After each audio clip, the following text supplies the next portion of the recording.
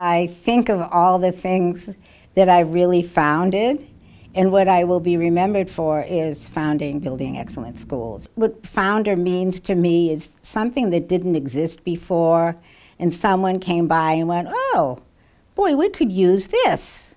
I think for the person who first decided there would be ice cream. Oh, now there'll be ice cream. Well, we had charter schools in this country from the early 1990s.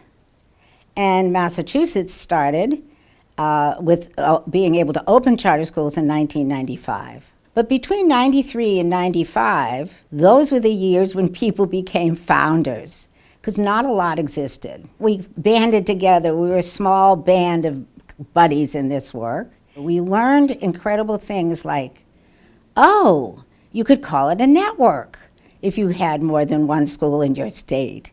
Or you could have really high expectations and force people to hit those expectations. Or you could really be demanding. And if a student didn't turn in homework, you could call a parent right away. Some folks from the West Coast would use terms like, oh, let 1,000 flowers bloom. And we looked around in a year and a half and we saw that 1,000 flowers had bloomed. And in fact, they weren't all good. We thought, oh, well, there it is. If you let 1,000 flowers bloom, you're going to have some really bad ones and some really good ones and some moderate ones and a couple of great ones. It was in Massachusetts that we were able to say that we weren't going to have 1,000 flowers blooming. That being able to start a charter school by meeting on Sundays after church and putting together a kind of a helter-skelter application and then getting authorized and saying, oh, what do we do now, wasn't enough, because we were in the business of changing people's lives, changing young people's lives, in some instances very young people's lives. We took that as our mission. And the other thing we took as a mission is we could be the people who chose the people to start charter schools.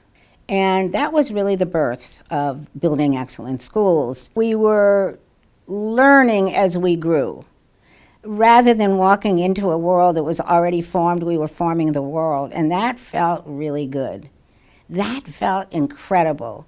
We were onto something. We were trying to figure out in each and every instance different ways to communicate. And I think that's at base part of the nature of charter schools, which is a different way of communicating. We have to raise the money each year to bring in these fellows whose lives will never be the same again. A lot of people we relocate. They've come to know us as the Federal Relocation Program. Poor students, poor children are poor, whether they're in Nashville or Denver or Camden, New Jersey, or San Antonio, Texas. They're poor, and most of the time, children in poverty also have a poverty in being literate. They're poor in being literate. We look for fellows who have and are of very high capacity. It means, can they get up at 3 in the morning and put on a hard hat and see a facility? Capacity to work 24/7. Capacity to leave your family for 3 weeks at a time for the first 4 months of the program. You have to be able to kind of grin and bear a lot of things. You have to know that you're going to have homework at night. You're going to have to work on Saturdays this coming year. There'll be 22 fellows, and our largest until then had been 14.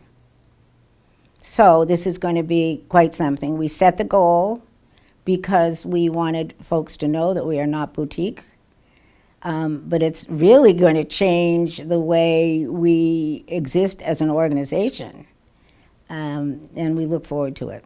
Winning is academic achievement. And you have very little to go on in the beginning, so you say, we were just chartered, we were just authorized. But that's not it. That's not the sign of having won. We've got full enrollment for our first year. That's terrific, but that's not a win. What the real win is 3 years into it, or when your first third grade is tested, that these scores are out of the world fantastic. And not just compared to the district. We don't want to be, we are doing so well, we're 15 points over the district. We want to blow the district, we want to blow ourselves out of the water over the district, because to us, that's the reason for our existence. We want to be better academically. We want to be smarter. We don't want every other nation in the world to be smarter than we are. So for us, when we can publish a report card of our schools, where most all of our schools are in the network, which is our kind of elite, we call it unique and elite, when you have reached that point after year 3 in which your scores are reliably off the charts, then you come into the network and you get coaching all the time. You can't please everybody. And we're doing what we think works best, but we believe that it works and works better than other things we've seen. We would love to find a way to allow our schools not to worry about money so much. And I think it's probably endemic to anyone who works with people. You never really have enough money.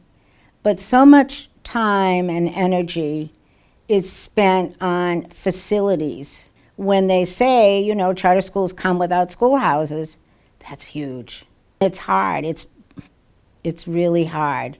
It's interesting to think about where charter land is going to be in 10 years.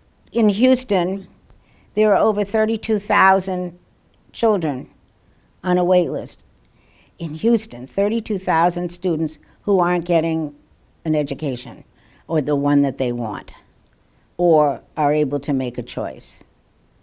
I think that means that there's room.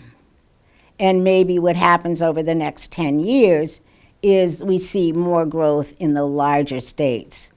And I think we're never going to want to leave these children behind.